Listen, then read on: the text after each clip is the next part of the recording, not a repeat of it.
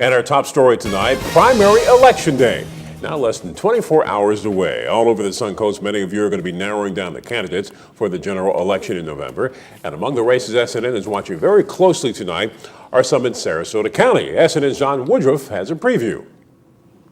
Sarasota County Supervisor of Elections Kathy Dent says she's a little disappointed by the early voting turnout for the August 26th primary election. These local races are every bit as important as who's going to be governor of the state in November. You have two county commission races that are, I would say, that are relatively close races. Republicans will choose between Alan Mayo and Lourdes Ramirez in District 4, and Paul Caragiulo and Shannon Snyder in District 2. The winner of the races tomorrow will determine the eventual winner. But there are a lot of local races that are actually consequential. Florida Democratic Party State Committeeman Keith Fitzgerald says the nonpartisan contests, such as the 5 hospital board seats and 3 school board seats, have a fundamental impact on the community. This is it. This is where we figure out who's running things and what the direction of the school might be. And while Fitzgerald says Charlie Crist will likely win the gubernatorial primary election,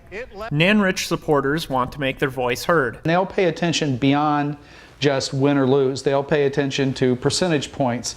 They'll pay attention to the degree to which people were really passionate. But for both parties, the primaries are only the beginning of a long campaign season. They say that whoever owns the governor's mansion, it's worth $1.5 in the presidential race. And so you're likely to see tens of millions of dollars being spent from outside groups. Now, worth mentioning tonight, voters in Northport will also have 2 city commissioner seats up for grabs and a proposed amendment to the city charter. And as far as the polling times tomorrow, in 99% of districts, or 99 districts, we should say, they're open from 7 in the morning to 7 at night. And if you miss turning in your absentee ballot, you can drop it off until polls close. And we will remind you that SNN will have election coverage starting at 7 o'clock tonight when those polls close.